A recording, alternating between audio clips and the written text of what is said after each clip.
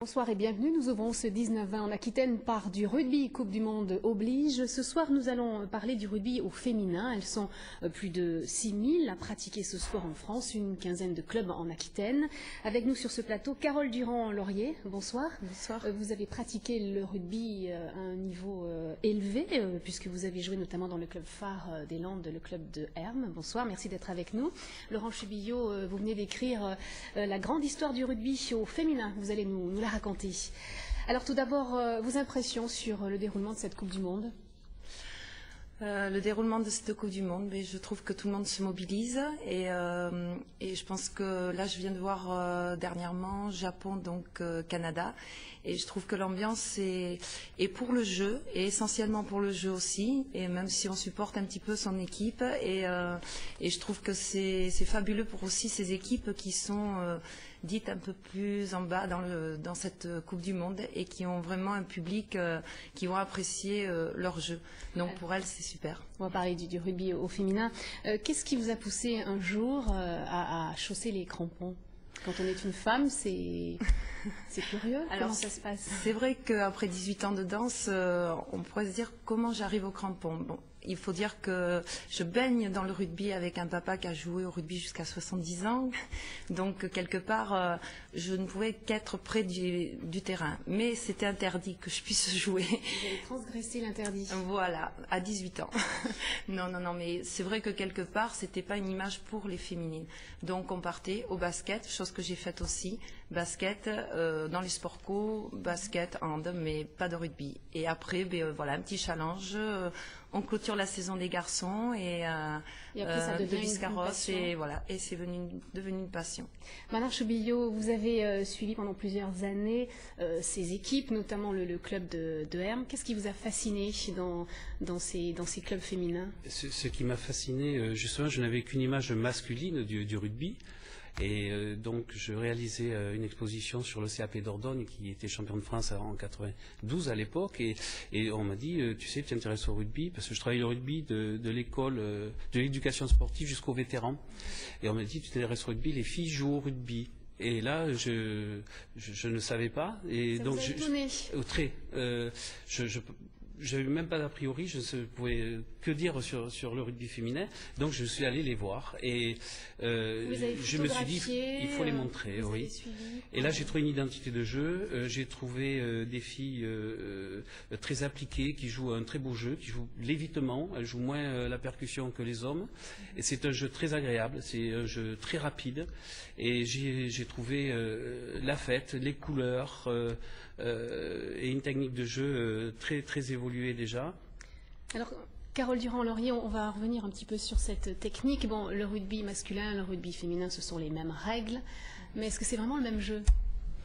Alors, c'est le même jeu dans le sens que l'on suit les règles et qu'on a les mêmes stratégies à un moment donné, suivant comment sera disposée la défense ou l'équipe adverse, mais c'est certain que c'est à notre échelle. Nous sommes des femmes, donc on va l'exécuter. En fin de compte, on va jouer au rugby, mais avec nos capacités physiques. C'est moins rapide peut-être que le rugby si on compare au niveau des garçons, oui, certes, c'est moins rapide.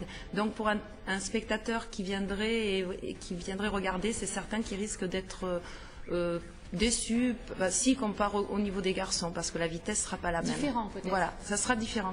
Mais ça reste vraiment les mêmes règles.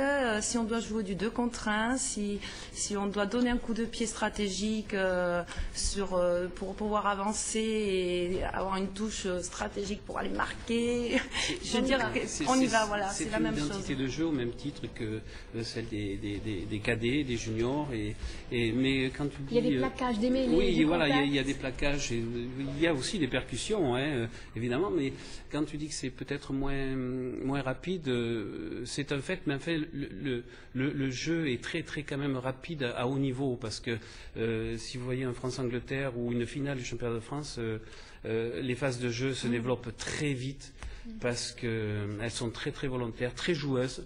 Parce que le rugby, c'est un jeu aussi où il faut être un petit peu rusé, il faut être coquin, il faut être vite, rapide, et elles ont toutes ces qualités-là. Vous êtes photographe, vous avez donc saisi ces instants-là, ces gestes que vous trouvez beaux? Oui, tout à fait.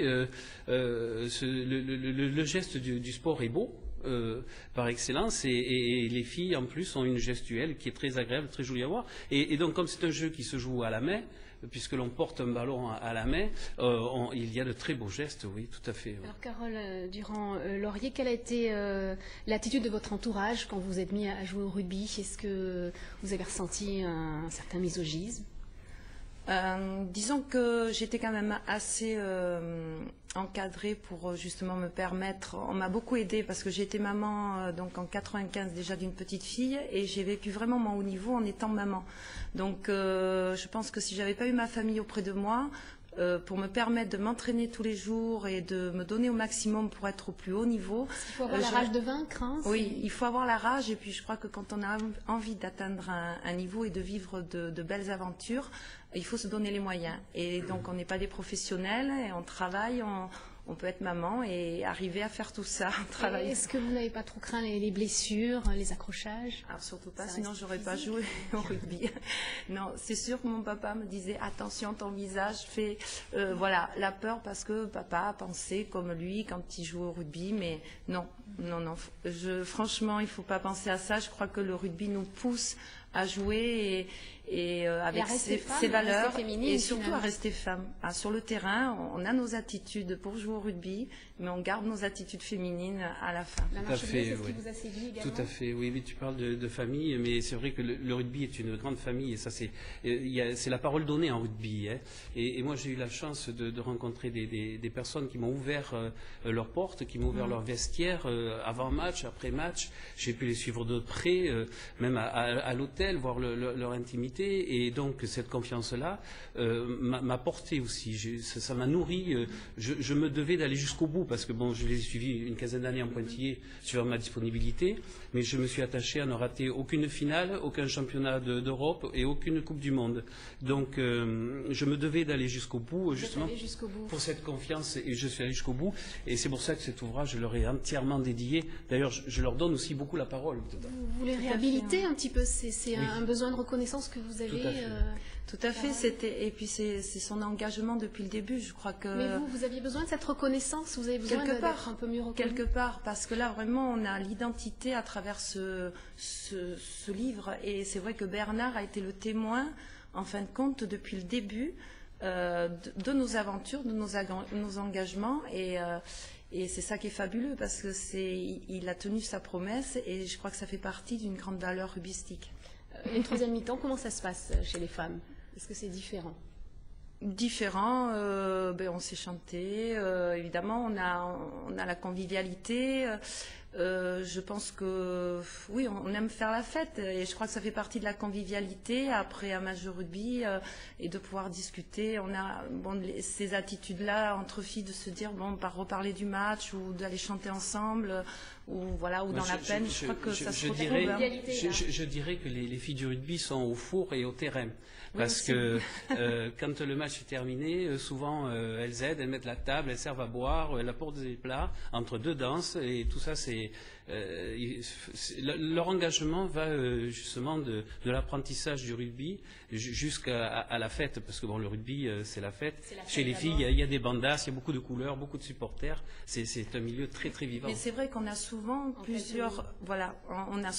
plusieurs casquettes, donc les féminines qui jouent, elles ont toutes ces fonctions qu'on vient de dire. Merci à vous deux d'être venus nous parler de cette passion du rugby. Voilà, c'est la fin de cette édition. Tout de suite la météo, puis votre édition locale, 19h, le journal. Très bonne soirée, à bientôt, merci.